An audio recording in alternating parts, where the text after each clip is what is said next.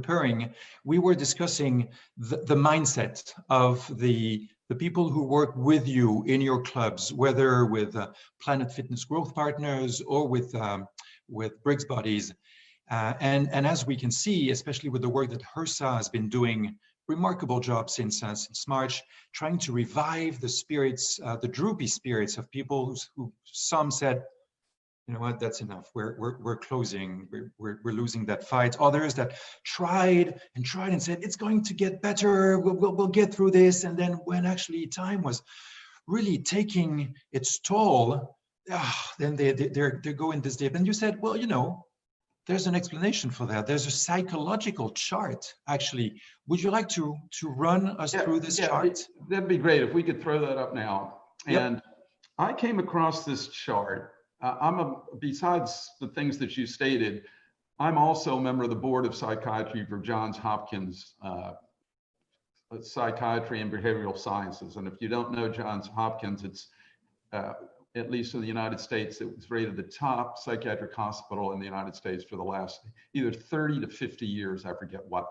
My brother John spent time at Johns Hopkins Psychiatric Hospital when he was going through his emotional problems, his schizophrenia bouts. George Everly is a friend of mine. He's a professor at Johns Hopkins. He's on the board at or on the faculty at Johns Hopkins Hospital. And he explained the psychological phases that society and individuals go through when they face crisis and disaster. When I explained this chart, think of things like, and most of us weren't around, but you can imagine World War II. Think of the 9/11, the bombing and the terrorist attacks on 9/11. Think of some of the financial crisis like the dot-com bust, and think of a pandemic. And we're moving along here. And if you look to the left where it says threat and warning, I'm going to speak from the United States because I'm in the United States, and but all countries went through this, all countries. You hear that there's something going on in China. It could be dangerous. It's some type of unknown infection, but you don't really know whether or not it's going to hit. There's a threat, and there's a warning, and all of a sudden, bang, there's an impact. There's a cruise ship in China that's got in Japan that's got hundreds of cases. It hits the US and people start dying, and all of a sudden we're into it, the pandemic. Initially, so a culture pulls together and everybody says it, and you heard it in your own country. We're all in this together. And everybody goes through this honeymoon phase, reaching out to their friends, having online sessions, all of these things. And they're all going to be the hero. They're all going to gut it out. We're all going to stay home. We're all going to wear our masks. We'll do whatever it takes. And we'll get through this thing, and it'll be over soon enough, and we'll be able to get back to life as normal. And then the longer it goes, the more we realize, oh my God, it's not going to be short. It's not going to be over that quickly. We might never get back to normal. And we go through this gradual decline when things don't start going the way we had hoped they would, when we get what's called COVID fatigue. Dr. Carmona, the former Surgeon General of the United States, calls it COVID fatigue. And we go into this gradual decline into what I call the valley of disillusionment. George called it disillusionment. I call it the valley of disillusionment. And if you look at this graph, you notice that the valley of disillusionment takes a lot longer than the heroic phase, and it's a lot longer. And finally, when we hit rock bottom, and that's when the cases get to the point where they're manageable or even eradicated, there's a vaccine. By the way, there has never been a vaccine for a COVID virus. There's been 19, there's never been a vaccine.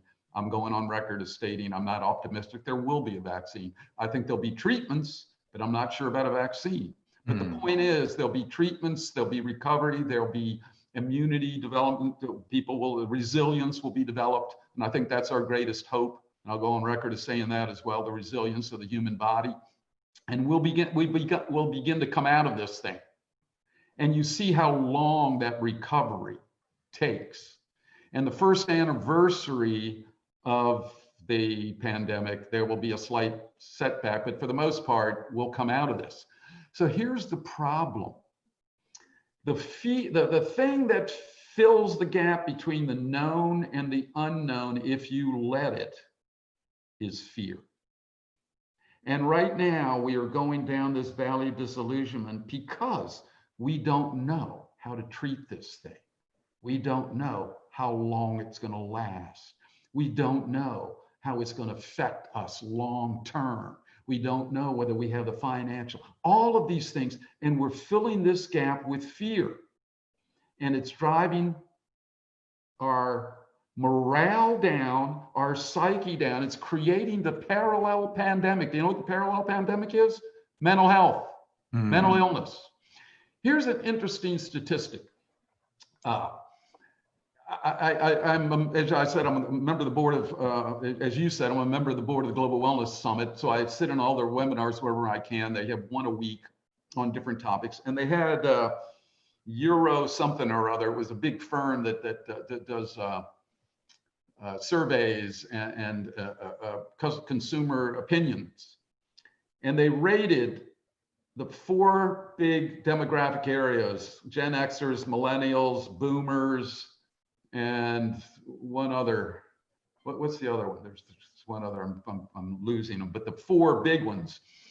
And they rated it their main reason for working out. What I'm going to tell you, you would have never, it wouldn't have been in the top 10 years ago, and that was mental health. The main reason, not just the boomers. You can think the boomers. I mean, I'm a boomer. You know, you're older. You can't do what my lungs don't work. My legs don't work. Nothing works. I'm over the hill. You know, I'm getting gray. I mean, yeah, you can see why we'd be depressed. The Gen Xers, the millennials, and what's the other group after the boomers? The Gen Z. Y. Gen Y, yeah. Gen Y, all listed. Over 60% of each one of those groups said mental health was the main reason they're working out, because this is affecting us so severely in that case.